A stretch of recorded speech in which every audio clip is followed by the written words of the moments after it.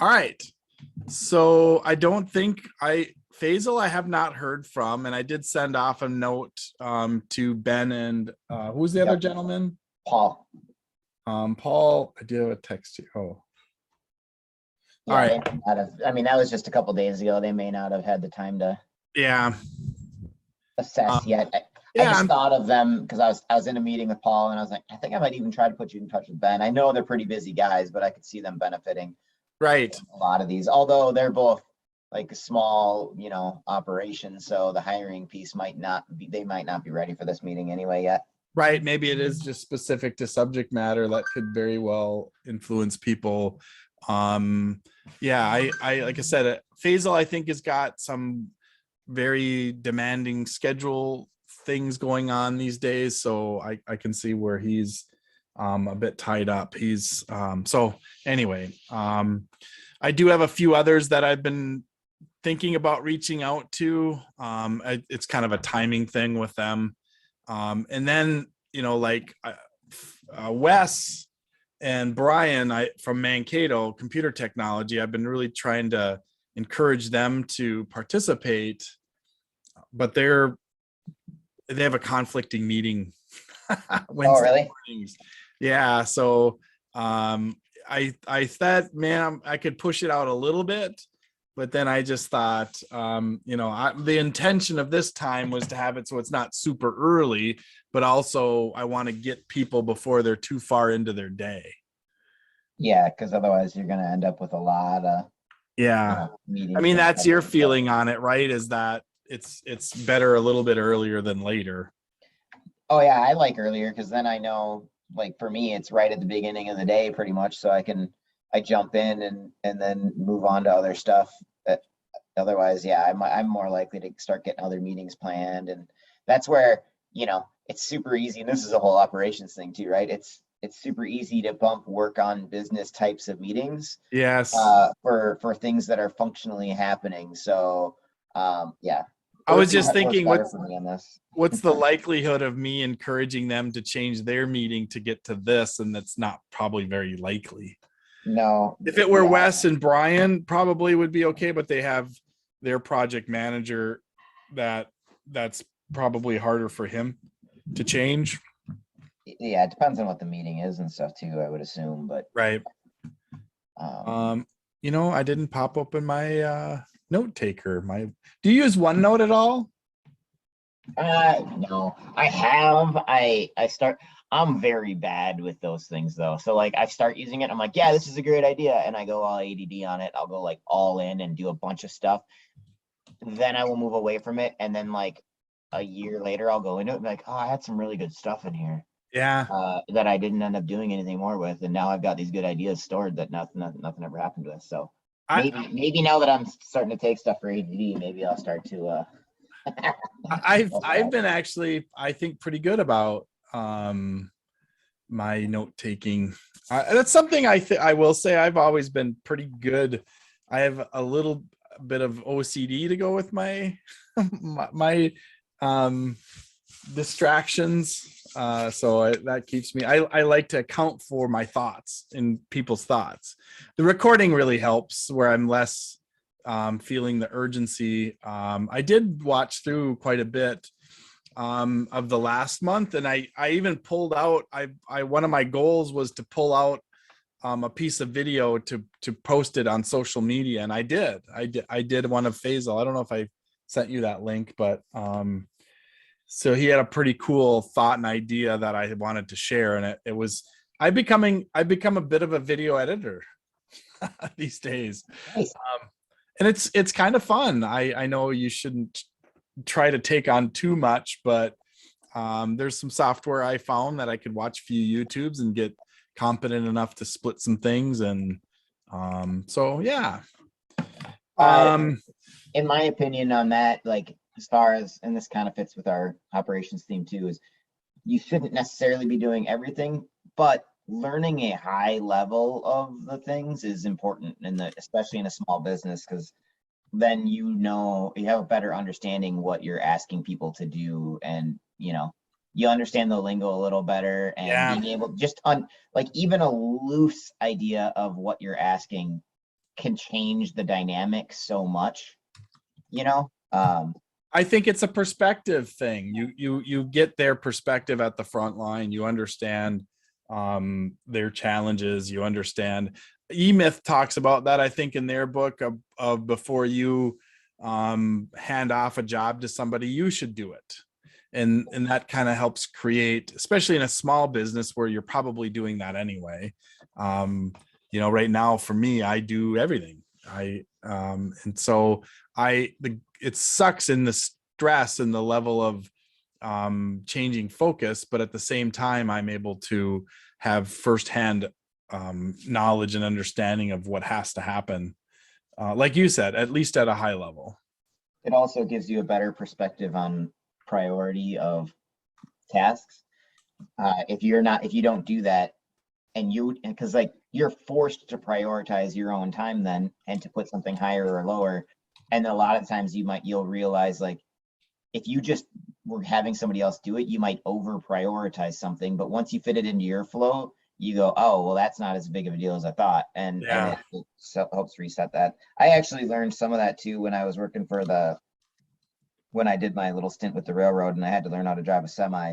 It gave me it made me wish that everybody learned how to drive a semi, so that they would learn how to respect the drivers and what they're dealing with.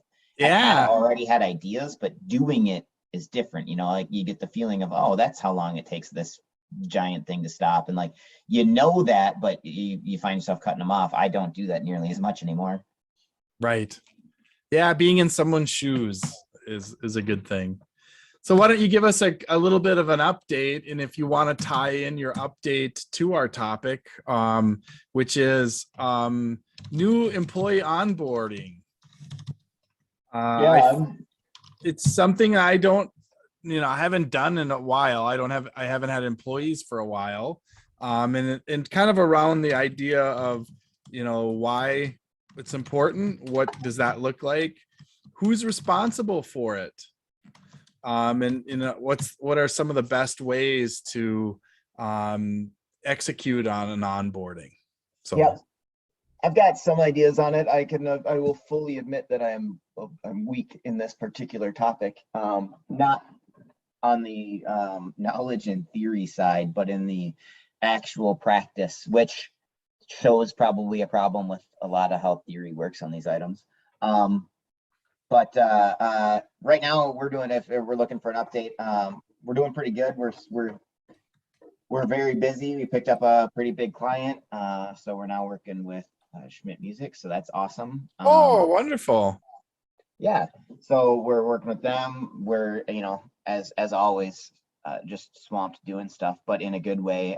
We revamped the office a little bit, so we've got some little cubicles in there and stuff, which we weren't sure if we were going to like that or not, but it does add, it just looks a little more professional, and it opens up the room, because our old setup had a giant desk in the middle that kind of blocked people. Now everybody can see everybody. So, but the cubicles and facing away, you can turn and communicate, but otherwise the sound is better buffeted. So it's actually worked out really great. It opened it up, made everybody feel more a part of a team, and yet did not cause the sound issues, which is what we were concerned about. So I'm not a giant cubicle guy normally, but this is a good workaround. And, as an introvert, I'm a big fan of, like, you shouldn't always be having everybody always communicating like extroverts want, but we work from home 3 days a week. So having a couple days where everybody feels like a better part of the team is nice. Yeah, good balance.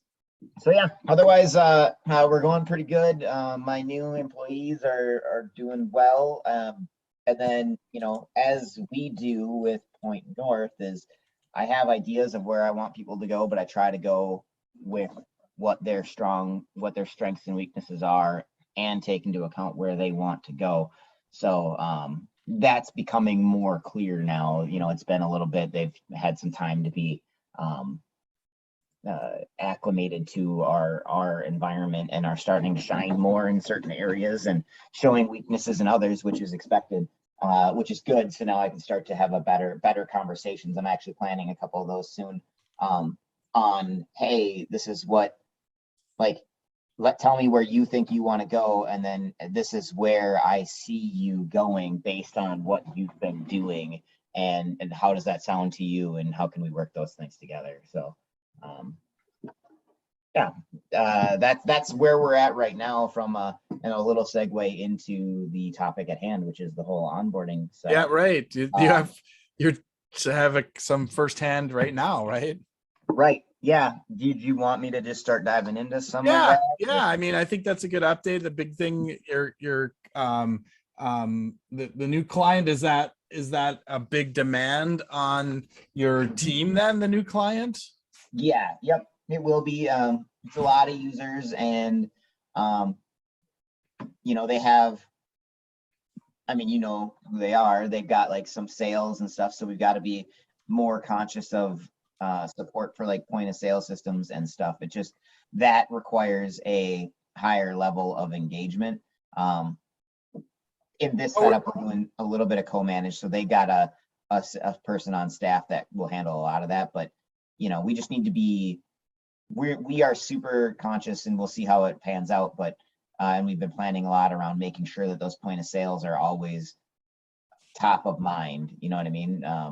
Because that's a direct customer facing issue, right? Like, Do you mind me asking, how did that opportunity come about?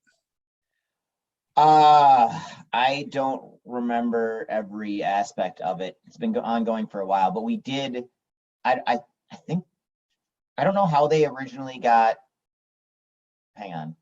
They were recommended by a friend of Brian's, a guy that used to work with us. Actually, he is connected to the owner of the company and recommended him to us. So Cool. I recommended us to him for a couple of projects, and then those projects went pretty well, and they decided that they wanted to go the more managed route, the more that they looked into it, largely because they've got a team there, but it's more like we've talked about, right? Like, and I don't know their full decision making, and I don't know how much I could talk about all that, but to me, I'm positive that they're, our selling point is that you end up reducing your costs, but getting a full team.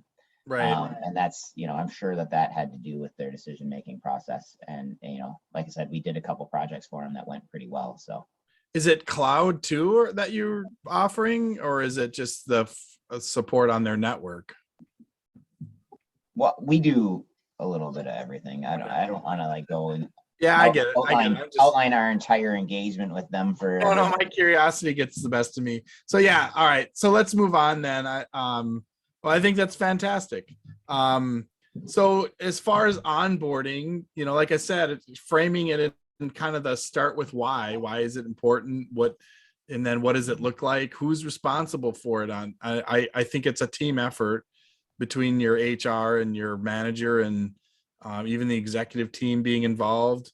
And then what kind of how is it managed and that sort of thing? What are your thoughts? Yeah, so I mean, obviously, it's important to a point at least of, it's the first impression somebody has with you, and done right, you're up and running and provide and doing good work sooner, and it's less of a strain on your company. Done wrong, and you end up with an employee that is confused for longer, maybe takes longer to incorporate into your company culture or whatever your priorities are, right? Takes longer to get involved in that stuff. Takes more time from the team because they have to ask more questions and learn more things. And done very wrong, if you don't do a lot with HR, you can end up with some actual like issues, some potentially legal issues you may not even recognize, and nobody may ever do anything about it. But if you don't pay attention to your HR piece, then somewhere down the line you could get into trouble and you're not really thinking about. I'm terrible. I can't give you a lot of information on that. That's what we have Robin for, and she's great at it.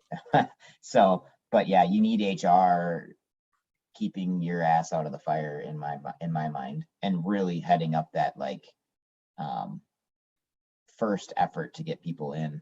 So we've got, Robin has done a great job for us. So like, she gets them going on payroll, gets them going on whatever benefits, she gets them going on on all that type of stuff, which is huge. Gets the company handbook to them. She wrote the company handbook, which I think is an important thing to have, you know, and to make sure that people know that you actually care about it, because that sets your policies and your precedents. And then making sure that what's in that is up to date and matches your company culture and desires. I've worked for places before where the onboarding was super long, and like it had a requirement where we actually sat down. It was a warehouse, so I had to sit down and go through the entire handbook with them. And my boss was like, it can be fun, you can make it fun. It's like, I can't make reading 100 and some page company handbook fun. Like, that's not fun for anybody going through that presentation. You know, but they wanted it because they needed to make sure people went through it and understood it. So you had to do that. We take in Point North it's a different atmosphere, different requirements, right? So the handbook is more of a, hey, here it is, that has all these things. You need to go through it and say, yes, I went through it and I understand the things in there. And because we trust our employees, that's a big piece of our, you know, culture. Then you're just expected to know that stuff. So do you do actually go through it with them? Go through the handbook? I don't. Robin might go through a couple of pieces now, but no, in Point North we don't, because it's, you know, she'll go through, make sure to hit some highlights, like, hey, this is the stuff that's in there and why it's important. But then, like, and you should look at this at least. Our concept is you need to at least skim through things that are going to matter. We make sure to touch on that, and then like know what's in the table of contents and that you can go find it in here. And yes, you can ask Robin or me and we will go through stuff, but like, you need to know where to find the information, and then say like, and then tell us like, yeah, I'm comfortable with the level of knowledge and knowing where the information is. And then it's up to the employee. Like I said, we have a strong trust the employee culture. I'm trying to think about, and I'm getting a little, oh, there, I do have that, where the handbook falls in our classic org structure. I do have a department of human resources, and then we do have a function that's the handbook management. I would put that in HR, because Yeah. it should be more policy related and stuff. I'm not, like I said, and this is the operations discussion, so I won't go too far down that, because I think that that's a very HR thing. Yeah, I have it as compliance. You know, Yep. that's the payroll, the benefits, that, you know, payroll, the W4 I-9s, all that good stuff. Yep. And I just refer to that as compliance. Yep, and that's all on the HR side. And I don't, like I said, I don't think about it much, so I don't have much beyond what I just said about like, yeah, we're not going to go through it all dryly. You can really burden people with the. So I think having a good one, having HR talk about it, you can make it interesting if you're only talking about the important stuff. If you go through page by page, people are going to hate it. And it's not going to be effective. So do you guys actually have like an onboarding? Do you break it down and have a process defined at this point? Yes and no. So I started one. I kind of go through it a little bit. I have thrown out most of what I have done, because in my experience, like, okay, so it kind of goes, I think this has to do with small versus large operations, right? Yeah. When I worked at Cardinal Glass, it was a very process oriented, had to be done a certain way. There's a lot of safety issues with handling glass and stuff, and like driving big equipment. And it was very structured, but that was a very, you know, like you even had a guy, like a company come in and like do the timing. So like everything was very scripted on how to do it the most efficiently and the fastest and this, that, and the other. And it was very, very repetitive. Bam, bam, bam. We in the small business world try to do that, but generally we're not hiring a ton of people, right? So overdoing your process is difficult, in that how much time are you spending on it for how often you're hiring? right? And what roles are you putting people in? So what I have done is I have a general process of going through specific general items that I know everybody is gonna touch. And I go through it in a similar fashion every time with people. And then I modify it as I'm going through and showing people stuff based on what items they're comprehending better or worse or interested in more or less, right? And again, that everybody's different, so that changes. So I have general items, and then I have kind of a, depending on who's coming in, I like will just make notes for myself on things I think that they need to know for the position they're going to do. And I will go into that in that way. I used to have like a week-long program lined out, but it really takes me just a couple days now to go over the general stuff. And then I do a lot of I wouldn't say trial by fire, but I get people doing things, and I then repetitively early on touch base, and I have team members working with them on stuff, not like specifically to train, but like, hey, I'll consistently task people like, hey, can you work with them on this and show them how it works? Or, hey, you're doing this task, can you bring that person in on it with you? So it's not as artificial and they are learning more directly, hands-on. I find people learn better that way. And then, like I have a PSA, I go through it with them, and I am well aware. I tell them it's like the shotgun approach. I'm going to show you a bunch of stuff, ask questions as you go. And then when you forget tomorrow, just remember that this topic was covered and that you can ask me and I will help you, and that'll start to sink in. And that's kind of the approach I take. Does that make sense? So you said you just kind of I used to call it scripting. I would script out their first 2 weeks daily, kind of with pulling from a list of and of course I use Trellis tools. I look to the tasks that they're assigned to as kind of the role description, and assign what needs to get covered by who. So that's one thing I guess looking back on it, I forgot about that. So we'd have a Word document that was broken out into it had a table with a section that was day by day with time slots. We even got that, that granular with it. That, it started day one was, meeting with HR, like you said, go through the compliance stuff, just kind of get that behind them. We would have them meet with the executive team, and the CEO would do a presentation as a welcome and just talk a little bit about the company at a high level. Does Brian do any of that? Is he involved with the new hires much?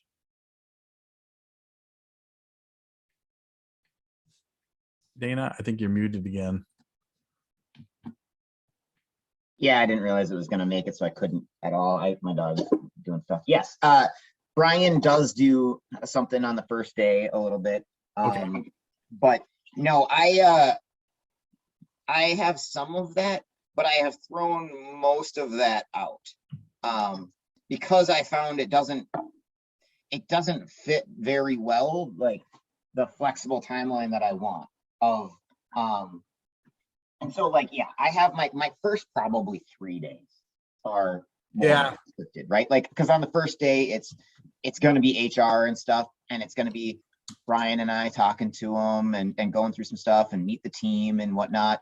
And then, depending on how things go, we'll get into some training. And then the next couple of days, I will hit our general big, like this is our PSA, this is our documentation system.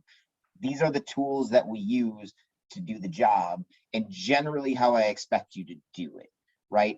But beyond that, like we're hiring people for roles, and it depends on how skilled they are, right? Like we're hiring people for specific roles. So I don't have a lot of like training of like, this is how you're going to do this piece and like set them up this way. What I do at that point after like the first 3 days is I say like, hey, how are you feeling? And I have done different ways with different people, and this is not just Point North because I've been other places, right? Some people I might side saddle. I might say, like, if they're feeling very unconfident, okay, you might learn differently. Here, side saddle with this person. Some people I will say, hey, here's a ticket, you know, and I'll start assigning them tickets, and that's generally more useful in my here is I'll give them a ticket and say, all right, here you go, figure this out, and I pay attention to what we're giving them, and I track for the first, you know, week or two what they're getting, and I modify based on how well somebody's doing, how fast they're picking up an individual client or not. Do I want to have them, and you know, for us, I will generally say, like, I'll take some of our noisier clients and I'll say, start working on this one, right? And and because it's a noisier client, I know they'll come in with more tickets. So I will try to focus most of those tickets going to the new user, so that, or the new employee, so that they learn that client. And then I will start to lean in and start giving them other clients, so that because for us, the learning curve isn't as much learning how to troubleshoot, learning how to do the tech job, learning the tools. Those come pretty quickly. It's for us, it's learning the clients. And I can tell you, hey, here's our documentation, here's everything, and I can data dump about that client. It's not going to stick in their brain. People tend to, I have noticed, remember our clients based on the interactions they've had with them. So I try to curate their connection with those clients. I do have a problem in that, like, because we do a lot of unique stuff for clients, like, and we handle our clients certain ways, and our documentation is just like every other IT company, weak in some areas and strong in others, right? Like, we definitely struggle on that. So, like, there's stuff where some new employees take off great and they just learn and they go, and some will be like, oh, they'll just be asking a lot of questions and not, you know, and are uncomfortable with handling that they might not know the answer because they don't know that client. And so it creates an area of uncertainty that I have, and you know, that's an anxiety thing, and I work through that with people who have that going on. So it is, you know, now that we've been discussing this a bit, this does really just relate back to our topic we had a few months ago of just training plans. Really, onboarding is just the first part of the training plan for them. So it's however you're going to do the ongoing, you know, training with them. So I think I'm now leaving this thinking in context of however you do your training plans, you just, it's a little bit more intense. They're mostly working on training plans, I guess, especially the first few days. It is just a condensed training plan, and then you're transitioning them to actually now taking what they've learned and what they've already came with as a skill set and applying it. Yep. And it depends in a small business too, right? Like, how many people do you have? How solidly do you know exactly what you want them to do, or how flexible is your company right now at people filling multiple roles, right? Like, the bigger you are, the more concrete a role is and the less multiple roles that go on if you're a larger company. But if you're a smaller company and you have people filling multiple roles, you know, what I do is I train them for the primary role that I want them in, and I have an idea of where I want them to go. But I understand that because we're a small business, they're going to be filling roles in other areas a little bit. And I try to watch within the first few weeks to month or whatever, and just generally throughout their career, where their skills are starting to open up. And again, like I said, I talk to people. I'd like to know what they want, and I try to put them in areas where they can progress their learning, like you said, the training plan, in a way that's going to benefit them and the company. But that's why I try not to overdo the beginning, because for us, you know, I have an idea of where I want people to go, but we are small enough and flexible enough that if that idea doesn't work out, then we can probably hire somebody later on, as long as I'm moving them somewhere that's good for us and them. You know what I mean? You hit on a topic that I would like to expand a little bit on, assessment. And, you know, when you brought that up, I will have to say one of the things that Mankato did, I introduced the idea and they kind of ran with it, with their staff. When we really got into, I'm not trying to plug Trellis tools, but they looked at the role descriptions, which is basically just the assignment of tasks to their team. And then we integrated in their solutions as tasks in the database as well, in the org structure. And then we sat down with each of the team members. Some of them were fairly new. Some of them had been there a long time, but this was as we evolved Trellis tools to even be able to do this sort of thing. But we sat down with them and said, rank yourself on these tasks. And it wasn't perfect, because self-evaluation is got to be taken with a grain of salt. I get that. But there was a discussion their manager had around it. So they would say, yeah, I'm a 3 out of 5. Well, tell me why. You know, what have you done in the past? And they would have a brief discussion and come up with, okay, I get, and identifying specifically what was missing in that assessment. Actually, we tried to simplify it down more to 3 positions. And we talked about that. I think, are they competent? Are they unproven on it? We're not sure, or they don't have any experience on that task or that solution, or are they a master? And so we started there and went through each of their tasks and assessed where they were at with it. I think that's a bit formal, but what do you think about, you know, as part of onboarding an exercise like that? It depends on what you're looking for to begin with, right? Like, It could be back to what you said, overkill. Right. Like, so for me, that's too much.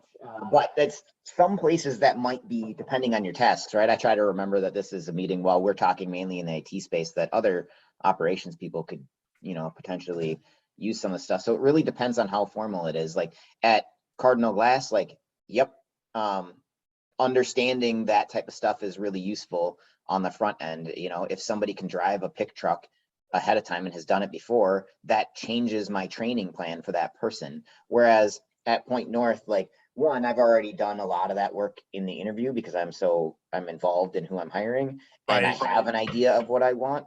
And then, you know, I want people to, I try to do it by observation. I like observing people.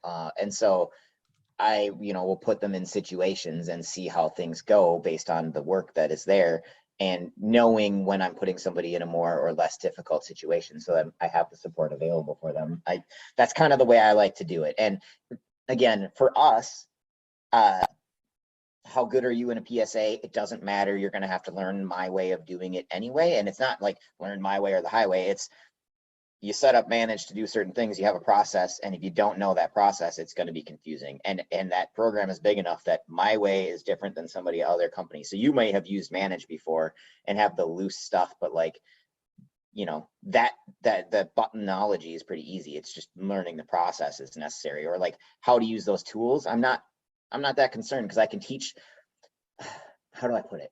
I can teach hard skills relatively quickly. It's the soft skills that I'm concerned about.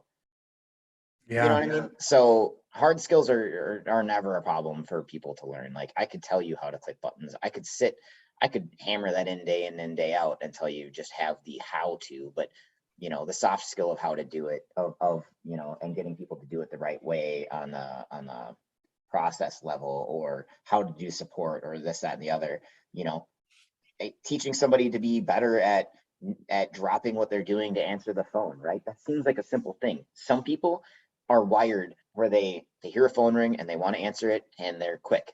Other people are like, you know, like they won't, and you'll be like, hey, how come you're not picking up the call? That's part of your job. Well, I was working on this, and they've always got I was doing this, I was doing that. Yeah. To me, that's actually a personality trait a little bit.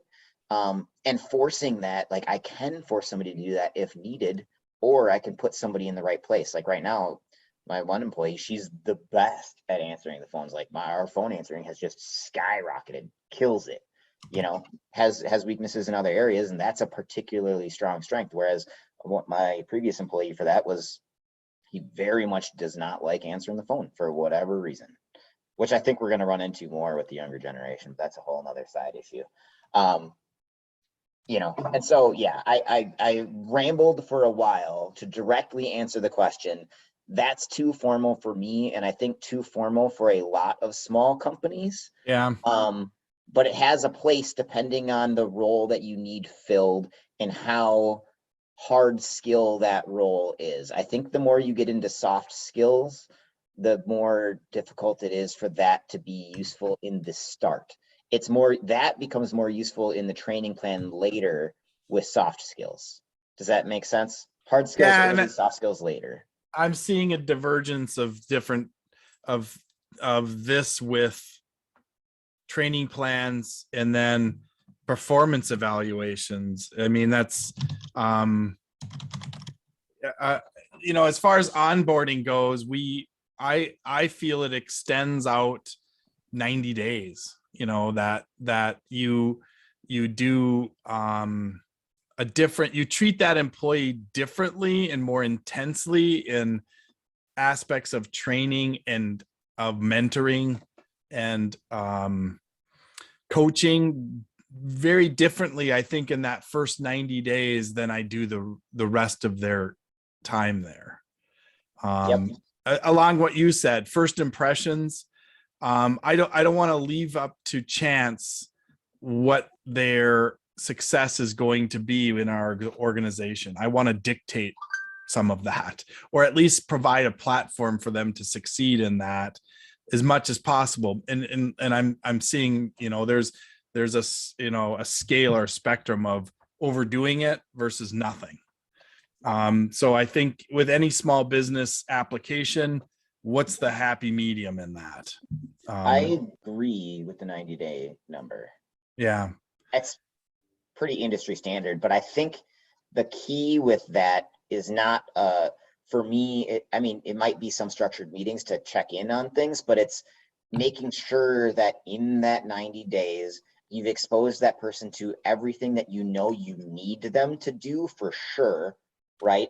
And then have exposed them to some enough concepts on where they could be going, where you could see them going, that you have an idea of if they're gonna be able to, if they can do what you need right now, and if they're gonna grow with you as you need.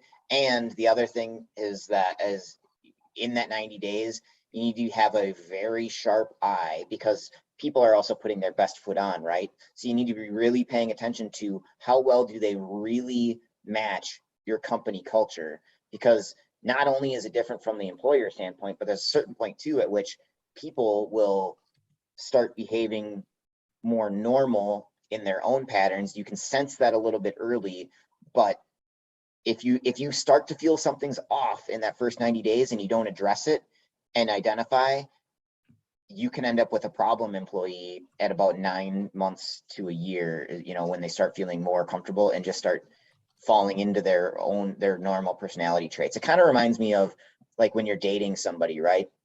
And in the beginning, like, you know, everybody's dressing up and you're going out to eat and you're doing this and you're doing that and you're like, you're doing all this stuff to be impressive. But then later on, you start to like let some of that slip and show the real you, right? And that's where I think a lot of this is a whole different issue. I think a lot of people mess that up because they don't show enough of themselves early. Oh. Yeah. So one-on-ones, what do you think about one-on-ones? How frequently, again, in that 90-day period, are you doing a kind of a formal or informal, as far as maybe not just one-on-ones, but just how are you trying to connect with that person as the manager in that 90-day period? Hang on a second, I gotta mute myself and deal with the dog here. Okay.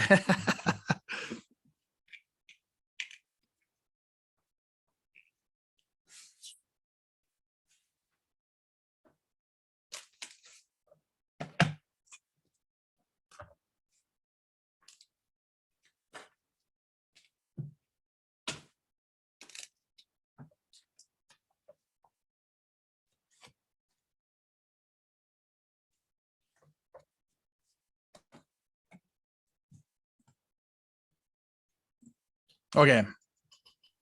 All right, sorry, mail. So the question was about connecting. I say one-on-ones or one-to-ones. I'm again, I kind of overdo some of these things in a more formal way, but even beyond 90 days, I'm a believer in doing frequent one-on-ones. Yeah, I like them. Getting them on a calendar is important, so you actually do them. But I also end up falling a lot of the times on I try to do a lot of random touching base with people anyway. So yeah, I generally have my tempo on that for beyond onboarding is quarterly. And then during onboarding, I don't have a bunch of formal one-on-ones. I spend a lot of time like I will just pull somebody in the office or whatever and just have a conversation or on a separate Teams chat and just talk to them about things, and see how things are going and tell them like, hey, I see you're doing good on this. I see you're struggling on this, like whatever. And I try to touch base. And like you said, I try to be really engaged in my employees, lives and understanding. Like I ask a lot of personal questions about just in general, right? Like, how's your weekend and stuff. I try to do a lot of that so that I understand a better full picture. I think that's more important. And I do that not in a formal way, specifically because I want it to feel organic. I find that if I do too much formal beyond like the quarterly, that it makes it feel very clinical and you get a different kind of connection with the employee in that. So it's important. You need to do it so you can touch base from a business level. I find that those are, and I have them evaluate me in that one-on-one quarterly as well, to show a level of commitment to them too, right? Like that I'm willing to make changes as well based on their feedback, and that I think that goes a long way. But no, in the first onboarding, I do very little. You should probably do a one-on-one at like the month mark if I were doing it right, and at the quarter mark. I don't see, at the 90-day mark or whatever, right? Like, hey, you've gone through 90 days. Here's where we're at. But other than that, no, I just do a lot of really, really random one-offs. Like, hey, you got a moment? Let's talk about this. Or, hey, I looked through your tickets and here's what I see. Here's where I think you did really good, and here's where I think you could maybe use a little bit of improvement. What do you think? And I find that that's important because I want to get their real thoughts on that. Or I'll just send them a ticket and say, hey, can you like just let me know what happened on this one, right? And good or bad. And I get their take on it instead of giving them mine right away, so that then we can work through stuff and I can get a feel for where that employee is at.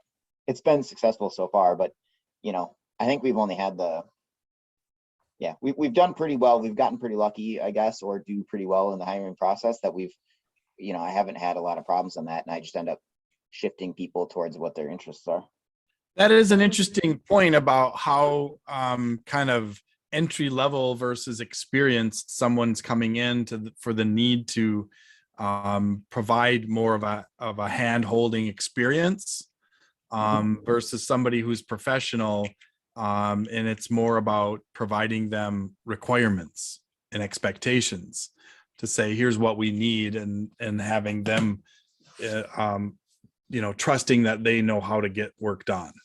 I find it's the same amount of work, but different, right? So like a person with less time and less hard skills, I can teach them the hard skills. They're actually almost easier in some manners because I can teach them that, and they pick up the culture and the processes that I want faster. Whereas somebody who's been in the industry longer, well, I can just ask them to pick up the technical stuff right away. I have to train them to break old habits and to do things in a different way. Not always, right? I am always willing to take experience that other people have had and see if it's worth incorporating, right? Like I definitely don't just throw things out because it's different, because I hate that.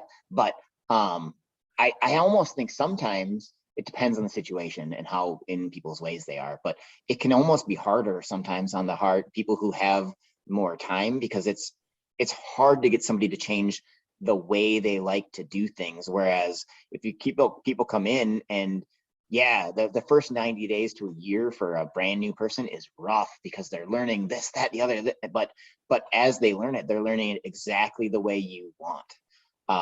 And they're more flexible. So by the time they're done through that process, they're like some of the best employees. Both, like Ben is a great example. He's like exactly 100% in our culture, doing things the way we want to do and just accelerating, you know what I mean? And that's because he came in fresh. He took a long time to learn some of the basic skills, but we were able to ramp that up slowly, and he's just like on it culture wise. And you know, it shows with his interactions with customers and how well he does the processes. And I don't have to worry about things that I have to worry about with other people. Like, hey, are you timing your tickets? Yep. He's always the top on that, you know. I don't have to worry about that. So yeah, it's interesting, kind of a point of, you can come in with a lot of experience on execution, but you're right, the cultural match part of it and their behaviors could be a challenge with somebody who has more experience, somebody who's less mature or younger. Am I going to get in trouble for saying that? May be easier to get them to mold them into the organization's culture. yeah, and you know, I wouldn't even necessarily say it doesn't even have to be mature or younger, right? You could even go with like, less experienced. Right, exactly. Like, because people who are transitioning careers, for instance, Josh, he transitioned from a different career to our career, so he was still, you know, he's was still very fresh to the whole IT culture and stuff, and is also killing it on that side of things. So, Fresh is a good way to put it. yeah, yep. So that has gone Impressionable. well.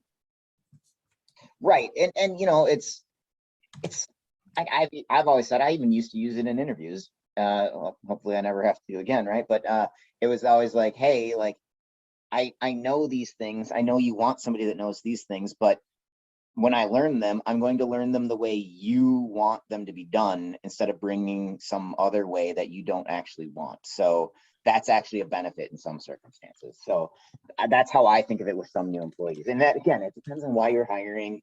There's so much that goes into that. But again, and what I wrap around on this, we're talking a long time about it, which is the whole point. But like, I think that it's worth addressing that it can be easy to go overboard on onboarding for a small company. But if you're less than like 10 people, right? Or I don't know a real number on this, but like, how well does a formal training plan, like a formal plan, do things for you? You need to make sure, in my opinion, you need to make sure you have the check boxes.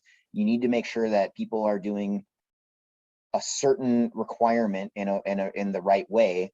But beyond that, like, my first couple were overkill, and I ended up spending a lot of time like doing these extra trainings and stuff that really weren't helpful for me or the employee, and almost set them behind a little because I was going so far in the weeds, which isn't fun for anybody, you know. So understanding where your company's at, what you need from that person, how quickly you need it, and making sure you're hitting the core requirements. I think that's the biggest part of an onboarding, hitting your core requirements.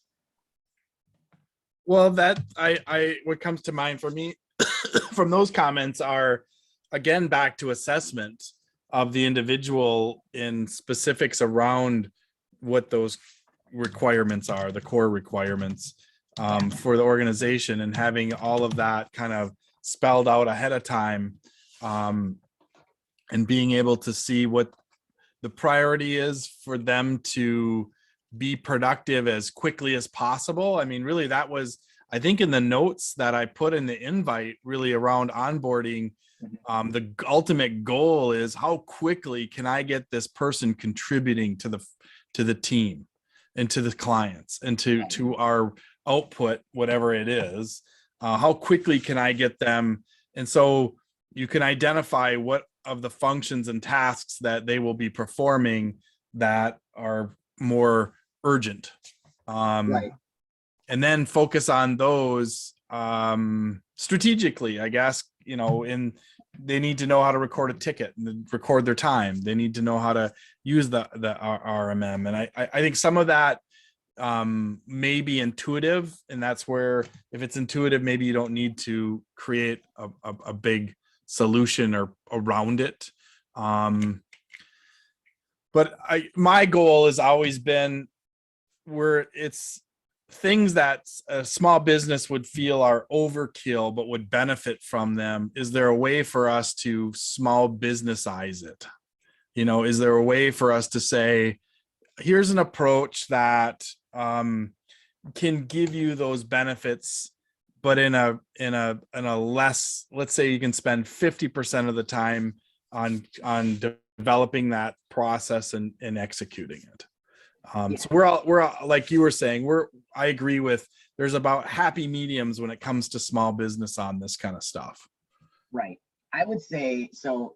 And I actually can't, while I didn't have a number, I kind of came up with a way to address when you need to start moving to more formal. It's when your business matures to the point where you're not filling your high level roles in your hiring process, you're filling below and moving people up. That's when you start to move to more formalized stuff, like longer formalized, right? Because you're training people and like, because the requirements become more standardized and whatnot. But to roll that back into what you're asking, I think that there's a training plan of, well, one, onboarding your HR stuff, obvious, that has to be done. Then Yep. Two, your training needs to be you do need to have your leadership meet with somebody to talk about your core culture and stuff. You need to have your core culture fully understood and understand how you're going to be bringing somebody into that. You need to have the core things that people in your organization expect everybody to know just as a habit. Yeah. That's what you kind of need to be. That's where you really need to be training somebody, right? Like if somebody's going to talk to your new employee and say, hey, I need you to do this, and everybody just kind of understands that as a basic thing, then you need to train that person on it so they're ready for it. And then that's like your core. Build your stuff around that, your core applications, your core needs and lingo and stuff. And then you can build on, depending on the role. If you're not to the point where you're hiring at the lowest level, that's where you add in, and what you're going to have to do every time is assess, why am I bringing this person in? When I interviewed them, what were my feelings on where I expect that they would go? Understand you might need to be flexible, but create a mini training for that, depending on how much need you feel that person's going to need to be trained on those things, and you would stack that on. So I would say you have like a 3-day, 2 to 3 day, 3-day basic level, and then beyond that depends on the role, and you build that out, but you need to build it out ahead of time, at least a loose framework. That's how I would do it, I guess. And then also try to plan in like a company outing or something, or department outing, depending on the size of your company, to bring them outside of your office. Now that COVID is like not the right, like bring them outside of your office to sit down and just be with your team outside of the office environment. I think that's important in the first 2 weeks as well, because that gives a different level of connection and starts to, you can even see, like, beginning right away, are they going to fit with the team or not? And that's massive. So those are the core items I think belong in a structured version of this. We used to do an all staff lunch with every new hire. And when you're small, again, under 10, you can do the whole staff. You know, we thought it was important for them to understand and be connected to everybody in the company. Again, that applies to under 10. You know, that we're trying to create, typically under 10, the culture is almost family in some ways.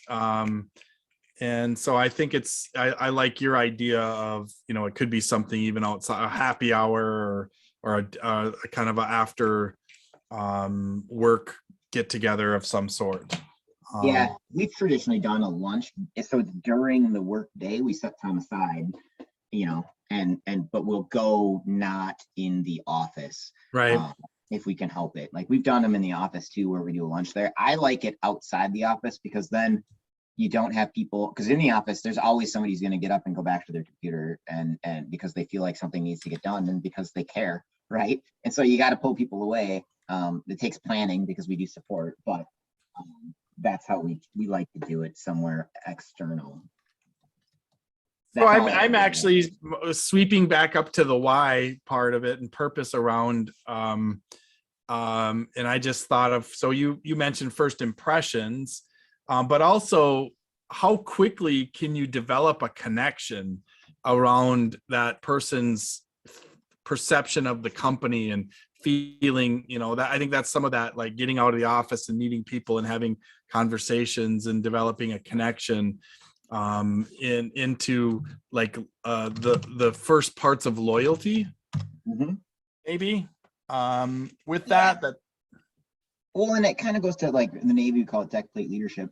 Outside the office, if you let it go for a little bit, people become more organic and they start talking about their real interests and while they may still be protecting their language and stuff, depending on your current company's culture, they will start to relax into topics that they're interested in, and you can start to understand externally too and start to tap into some of that stuff. And external interests apply to at work too. So like you start to see that stuff and you can see where they're organically more interested in stuff, right? Like people will talk about work, which is fine. I mean, I'm not going to say like you wouldn't want to talk about work at a work outing, but like you'll see when they like light up to talk about something or not.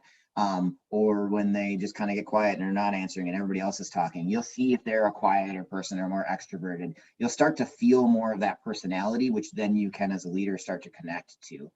And other people will connect to better. And their body language changes when you're out and becomes more natural. First couple, and that happens later in a company too, but in the first couple of weeks to a month, if you don't get them out, like people are stiffer and like they're more worried about offending or this or that or the other, I think, in the beginning, because they want to do a good impression. They want people to like them. That's natural human behavior. But you get out and things start to relax a little bit if your company culture warrants it. Yeah, it's ultimately a kind of a trust thing too, developing trust along with loyalty, as far as like looking at things more back to kind of the leadership topics we talked about before. So that's an interesting dilemma, the role of leadership in onboarding. I mean, there's the direct manager, but also a sense of all of those things we talked about last week in I don't know if that's part of, that's this culture, I guess, that we talked about. Maybe that doesn't need any more. There's no formal things that need to be done in process, I guess, when I think about my ways of, what box does that fit in? And it happens. It just needs to happen, like you said, more organically. Yeah, leaders need to be paying attention, and it depends on the size of your company again too, right? I'm more engaged than other people might be because I'm also the guy who set up the processes for most of those applications. So when I'm training somebody on those processes, it's naturally going to come from me a lot. I have found times now where I will try to get, I've been trying to like make my different team members experts in different applications and stuff. So I try to get them to do the training if we have the time and availability and stuff to build that camaraderie there. So the amount of engagement to the leadership depends on your team size, who's the expert, all that stuff. But yeah, a lot of that's organic. Like, or if it's not, then as a leader, you should be thinking about that stuff. As a leader, if you're not already organically paying attention to your people as people, that I think is the biggest thing to be learning early on. Because that's how you build trust with people, and you build trust by like treating them like people and understanding what they want and how it fits, and being very open about what, where, like I tell people, like even if like I've had conversations where I'm like, hey, I know you think you're going in this direction. From what I can see, you're going in this direction. Like, if you want to go in that direction, great. Here's the changes you need to make.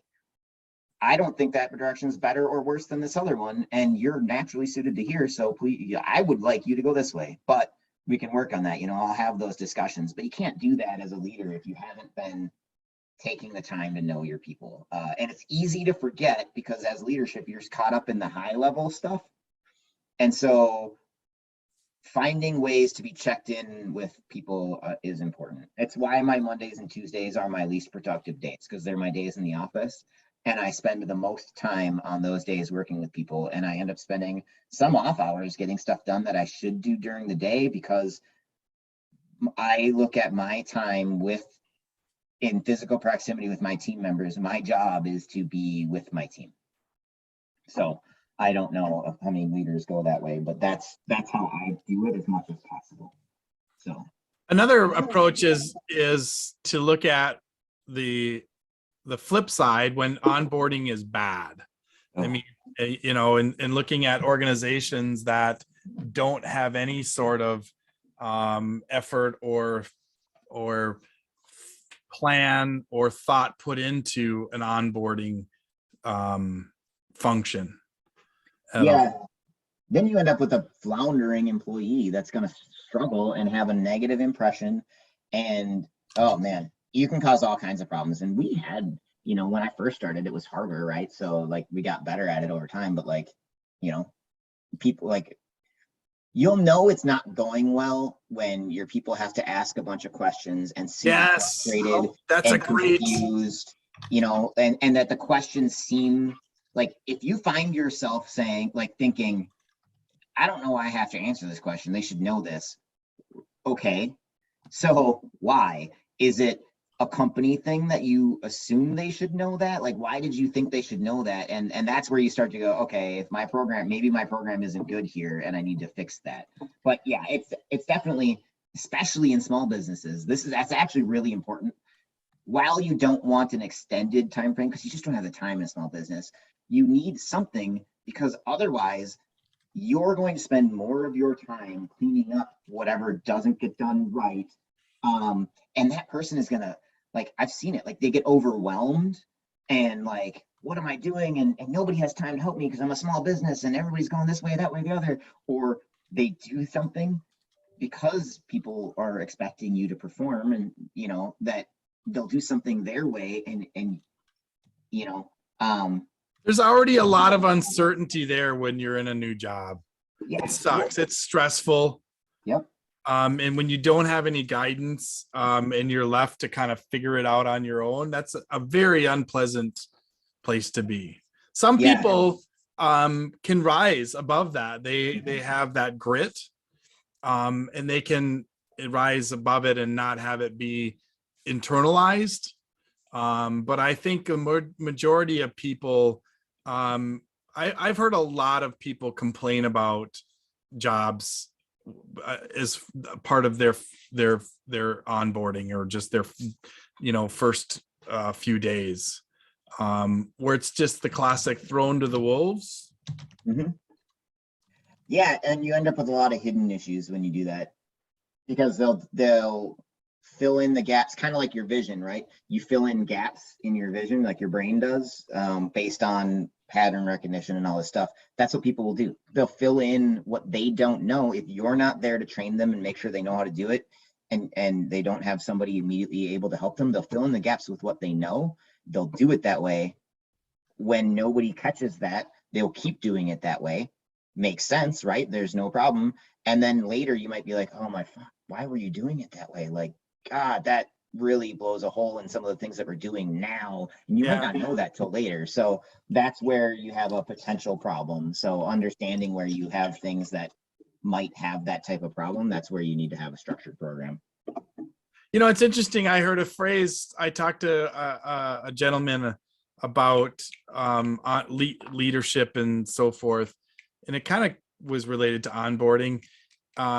He was saying that he tries to never use the phrase, "This is the way I would do it," when you're explaining something to somebody, versus what you should say, this is the way we do it. And just the little subtlety there, I think is a very important distinction that this person made in that. In the fact that it just kind of opens up the door that you can do it any way you want. Yep, that's huge. That is huge. If you have a process, you need to be a certain way. You need to tell people this is how we do it, and enforce that early on, because if you don't, they're gonna do things. They're gonna, like you said, see that, hey, this is something that they're not concerned about.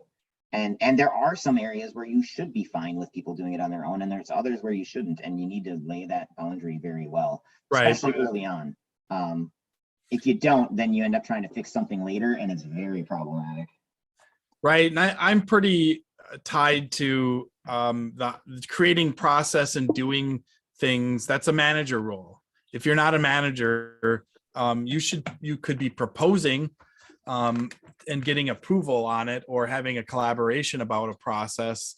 But it should be very clear that at that level of work, you're responsible for doing it the way we agreed Right. on it. And if you don't agree, let's have a conversation. At Cardinal Glass, I had a comment because I was the trainer there for a while, and I would tell people, like, because I'd be training and they'd be like, well, can I do it this way? Can I do it this way? And there's a bunch of different ways to get stuff done, right? Yeah. But I would always tell them, I'm like, hey, for this training period, you're doing it this way because I know this way works. Right. This way is authorized. Proven. This is the way you're expected to do it, and it's proven. And I know you can meet your required numbers and stuff if you do it this way. That's why we designed it.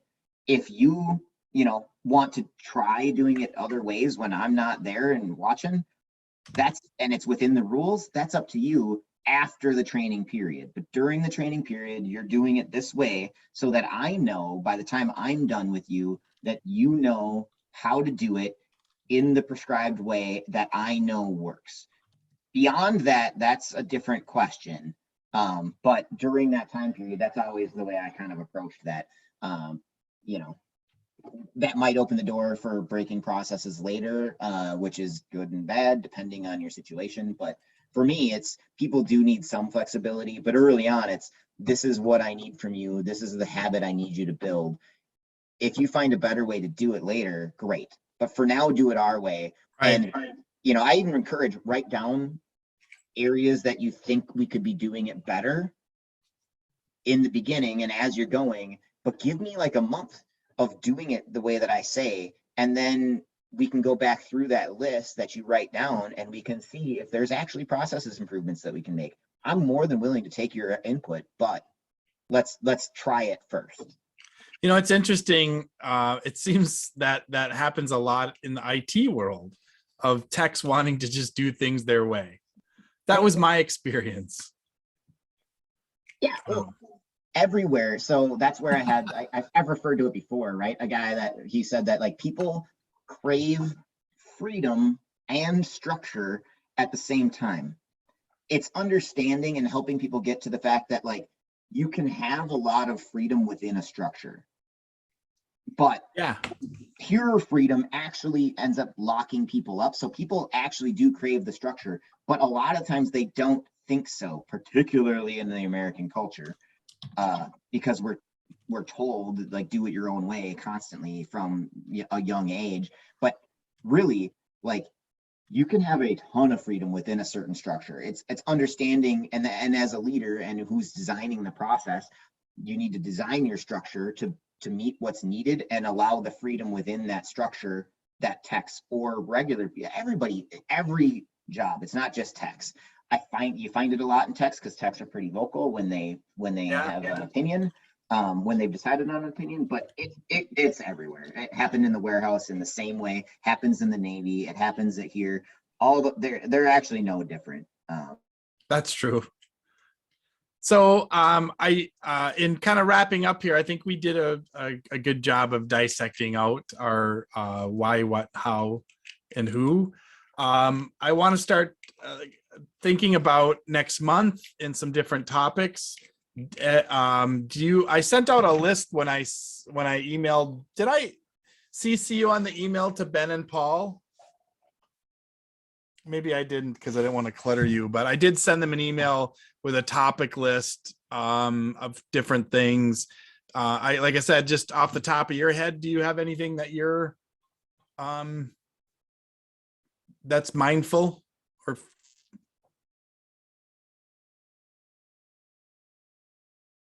Oh, did he drop out? Uh-oh.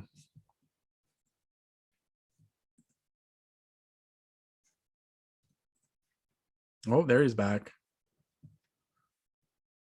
Are you back?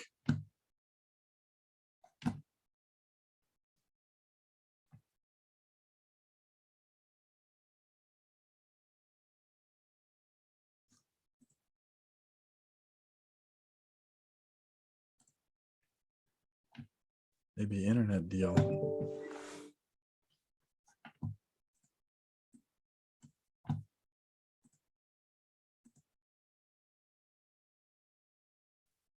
That was odd. My Yeah. network just dropped out and then came back on. But anyway, just I wanted to throw out any suggestions for topics, either next month or coming up. Oh man, I don't know. I never know. Can't be on the spot like that. So I did have a list. Did I CC you on the email to Ben and Paul that after you sent me that email? Yep. Okay. So there was a long list that we had kind of brainstormed before. Something that's been top of mind for me, and it was kind of reaffirmed in our conversation just a few minutes ago around process, and again with everything kind of more focused on small business, process development and how the approach should be within a company when we're adding in a new process. Maybe it's a new service you're offering. Maybe you're wanting to change process in a particular area of internal operations because it's not meeting benchmark. Or so what is the approach? Is there a strategic approach or a systematic approach to how we develop process? Jason works with me on documenting process. But often when we sit down to document it, I'm scratching my head going, I don't know how we should do this. Yep. So, when you look at the different departments and their functions, we document it often, but what is the methodology to creating process? Whose responsibility is it? How should it get done? Is there an approval? So that's what I'm considering throwing out for next month. Any thoughts on that? I'd be good with that one. I like process nerd stuff. Yeah, I think for a lot of people it's fun, but I do like the idea of it should be framed. I think businesses in general should have a shared methodology, at least a framework with it. For us, it's about dissecting it down, where we look at a function, let's say requests for time off as a function under HR. I'm just looking at it on our Trellis tools here. So I would look at, we need to break that down. First, identify what's the desired outputs. What are the requirements for that to meet the needs of the rest of the HR department? What are the requirements in the form of some sort of output? And then break it down into tasks. What are the tasks involved with time off management, having forms available, having people complete forms, having a task of approvals. What are tools around that? That would be, I think in small business, you can write it on a napkin. I like PowerPoint. It's one of the things I will say, as much as I promote and love Trellis tools, it's not a good visual for figuring out the process. Once you have it figured out, it's a great tool for managing it as a data element, for things being in a database and a hierarchical, and it's a good taxonomy solution. But when it comes to tools for creating process and being more creative in process development, I use PowerPoint. Of course, right?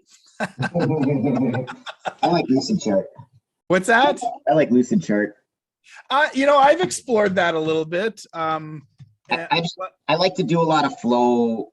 It depends. I use like a notepad and like Lucid Chart for flow charts. I like flow charts when I'm building processes. Yeah, that's basically what I'm doing in that's what I'm doing in PowerPoint. I mean, they have some, it's pretty loose. Visio is something I have used in the past. I felt like it was too complicated. I just always end up going back to PowerPoint. It's not as structured and I can just whip things out, and it seemed like PowerPoint did what I want Visio to do. So why add another tool in? But I know that there's a lot of power beyond that with Visio. Yeah, in all reality, it's whatever basically feels like a good whiteboard. It's just whiteboarding it. The reason I do Lucid Chart over PowerPoint is basically, it depends on the complexity of the thing, but it's that I can just expand my space easier than I can in PowerPoint. Whereas PowerPoint, I got to do more slides and stuff. That's still neat. Because I like to I put a bunch of stuff out there and I'll put like charts and arrows and things, and then I delete stuff off, right? Because my process is, and we could talk about this next time, but I like to go overly detailed and then trim back as I go. Like I find that that's the way my brain works. Yeah, I agree with you. The best processes that are developed usually remove some steps in them. I think that was Richard Branson's any moron can make something complicated. That guy. Well, yeah, think about that. Go through kind of your process of creating process. I think that might get some interest from other people too, because it's kind of a more exciting aspect of operations for sure. Yeah. I do believe that's the distinction, though, the primary distinction of the manager role versus somebody who's not in more frontline work is, are you responsible for the process? Are you responsible for the output and the benchmarks of output based on the processes you're creating? You can absolutely recruit your team for input and for collaboration, but at the end of the day, the manager is responsible for the how part of all of the functions and in their in their department. So anyway, I'll run with that unless something else comes up. And hopefully I can get Faisal back dialed in. I'll connect with him and see what he's up to and why he's wasn't able to attend. And hopefully again, I'll now include Ben and Paul in on my notifications and trigger them. I have a couple of other interested people, so I'll reach out to them as well. Maybe a hot topic like this will be beneficial in inspiring people to attend as well.